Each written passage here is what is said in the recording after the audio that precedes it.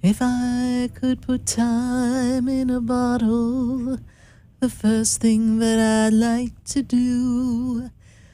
We're going to save every day. So what memories are you putting into your bottle? What would you love to hold on to, cherish, and never let go? What experiences, what people would we put in the bottle? Now, of course, we're not making a genie in the bottle, people. We are just putting our memories in the bottle because there never seems to be enough time to do the things you want to do once you find them. And we looked around enough to know that you're the only one I want to go through time with. Who's in your bottle?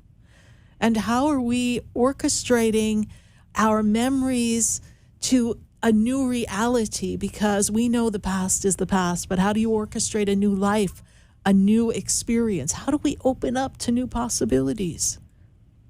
We're in the middle of 2021. I always have to pause because I still want to say 2020 because it's just left. Well, that's a time I want to put in a bottle, and Lord, we want to throw 2020 somewhere far, far away.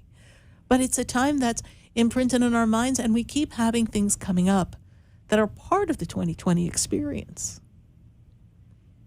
And for some of us, 2020 is a year of great loss, even 2021.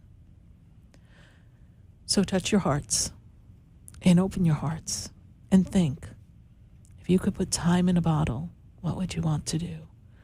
What moments would you want to cherish? What moments would you want to do over? What conversations would you like to hold on to? Conversations you wish went differently? What things did you wish you were able to share with someone who perhaps is not here anymore or not a part of your experience, your journey any longer?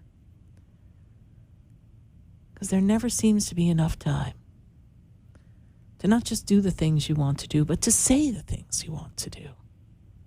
How precious that is to be able to bring back a memory and review and feel. You know, there's such a thing called pictures. I know a lot of people have them on their phones, but you know those pictures you put in an album? Do they still do that anymore? Those beautiful pictures that we all had printed out. And I remember how exciting it was to run over to a local film developing place. Some of them even had these little shacks in the middle of the parking lot where you had your grocery store and other stores, and you would drop off your rolls of film. Yeah, I know that seems a while ago, but it wasn't that far ago. Drop off your rolls of film, and you would take them to be developed, and then you'd get them back. And I remember looking at pictures, and sometimes I'd look at a picture and go, oh my God, I thought that picture was going to come out so much better than that. And you could see how some of your pictures just didn't have the right lighting, and there really wasn't any do-overs, and there most certainly were not any of these filter things that we are using now that make us just look so glamorous on Instagram and Facebook and Snapchat. I mean, we're looking good. So when we look at these beautiful pictures of our memories of life, and many of them are in your mind, think about the conversations and the experiences that you'd love to rehash and revisit. I always remember I'd spend New Year's Eve with my grandparents. Now, my grandparents on my mother's side, very Italian, off the boat Italian. And so there was always a lot of food involved. So she would make these donuts. Sometimes they make honey balls, but she would make these donuts. And it would be dough that she would roll out, and she would make into like what she would call a bow tie. And she'd tie a knot in it. And then this would be our New Year's Eve. We would always have these bow ties that were fried, deep fried, and then put powdered sugar on them. And you could eat them. And what I loved about the center of it was where the knot was.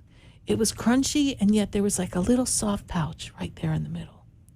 And that would be like our New Year's Eve. And we would watch, oh my goodness, I guess my grandmother liked the New Year's Eve celebration. And I guess it would be Glenn Miller was there and all the great old songs, right? And, I would sit there on the couch, and then she would point out people. This would be my grandmother.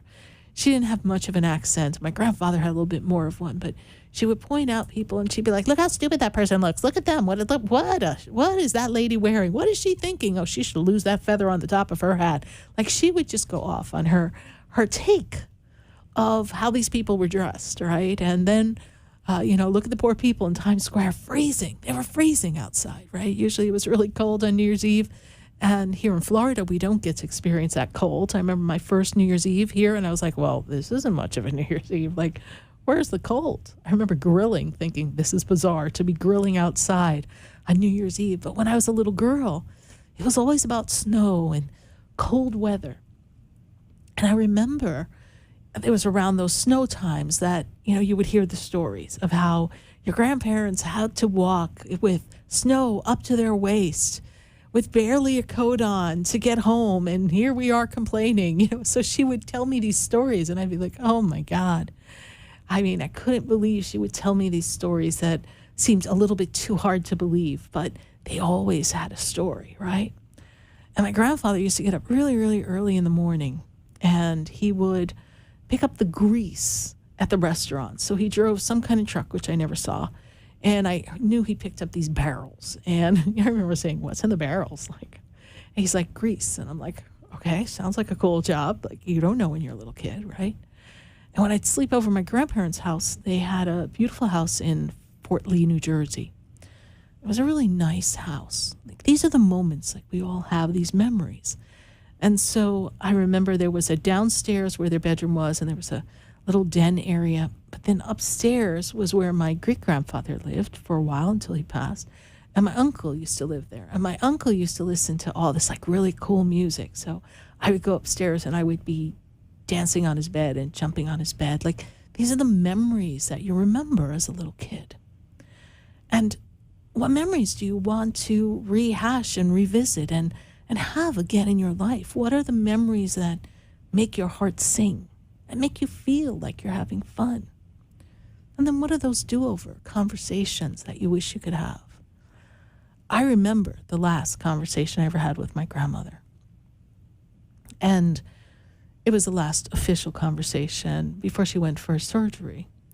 And I remember talking to her, and we were talking about a procedure she was going to have. And she was kind of telling me the odds of how it could go or it might not go. And the odds were really more in her favor that she would be fine. And initially she was fine. And then I believe she had a little stroke and she never really came out of the hospital. But I remember standing in the kitchen. I can tell you exactly where I was standing. And we weren't at her house in Fort Lee. We were at what we call the bungalow. That would be this little house in West Milford, New Jersey that my grandfather had built. See, these are moments that you keep in your time capsule. And I was standing there and we were talking about it. And, I was a young adult at that time. And I said to her, well, if the odds are in your favor, and they're saying if you don't have this surgery, then 1 minute your heart could just stop and you could be standing right here in the kitchen and just go. Then I guess you have to kind of lean that way to see if you can buy yourself more time. That wasn't in the plan, but that was ultimately the decision that she made. And so I ask myself, as many of you might, you ask yourself, well, what if we had had the conversation differently? What if I had said to her, well, I don't think that's a good idea. I wasn't tuned into spirit. Like, what if I had whipped out my pendulum and stood in the kitchen and said, let's check with spirit and see what spirit has to say? I don't know if the story would have changed, but these are the conversations that I know we've all had with people, simple ones or ones we wish we could take back our words because we spoke words of anger or frustration. We have those last moments where maybe you're in this really awful breakup and, you're crying ugly and it's just not going well. And you're in these moments where you really wish you had said something to them or asked them another question so you could have a better closure on it, or just let your 2 cents be heard. Because if you're going to break up with me, then Jiminy Crickets, I'm going to tell you what I think. But maybe you feel so emotionally sideswiped that you don't speak your truth at that moment. These are the things that are in our time capsules. These are the moments that are in our bottles. And some of these bottles we want to release. We want to find our closure. We want to throw them in the ocean. We want to let them go. And then there's other bottles of memories. You really want to just see if you can crack that bottle open and just relive it just for a moment. and feel the feelings of what it was like to feel that happy or that connected with someone, or that heartfelt love that for a grandparent or a parent that maybe are not here on earth anymore. And I know for many of you, given the climate of our crisis in health that has seems to kind of exploded, different things going on, and people maybe exiting the earth a little sooner than we thought. We kind of had a plan. They're only 70, so they'll be here for at least 10, maybe 20, 25 years. Like, we have these plans. And then the plans, they don't work that way. They wake up one day and they seem fine, and then something happens, and next thing you know, they're exiting the planet. Or those who just had a life that they felt happy about, and somewhere along the lines, they kind of lost themselves, and they lose themselves to an addiction or some other suffering of mental illness, and they just never come back. Life is unexpected and full of pleasant and unpleasant surprises. And so we have to learn to be still. I think we at times spend way too much time letting the outer happenings of the world disturb us. And we need to have that silence and that reflection within self.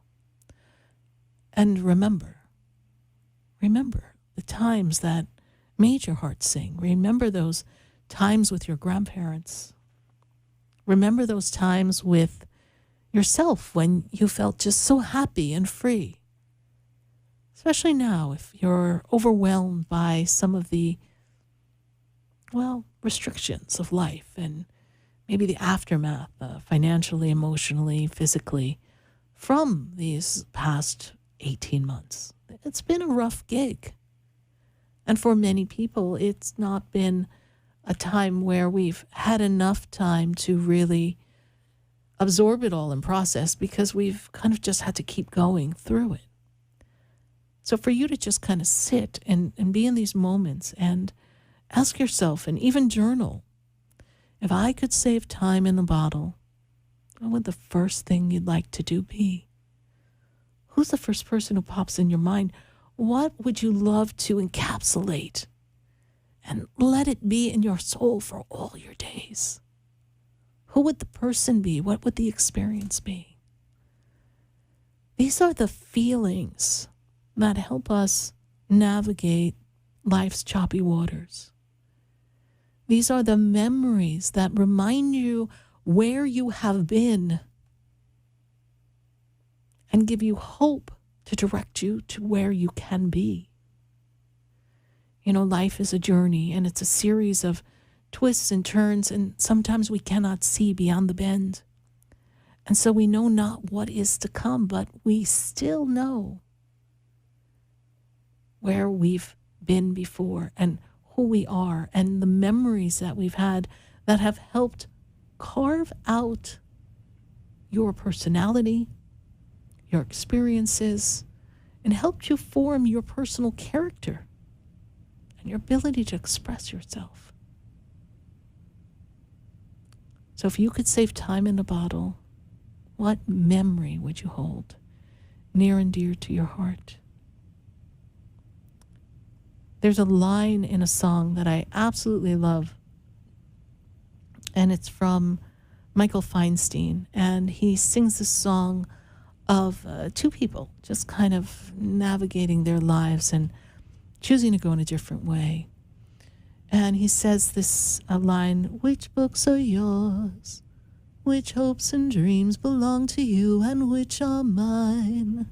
Our lives are tangled like the branches in a vine that intertwine. And though you don't know where and don't know when, I'll find myself in love again. I promise there will always be a little place inside of me that stays in love with you." Everyone you've ever loved is in your heart. And every experience has been a moment to lead you to ultimately who you've come to be and your personal destiny.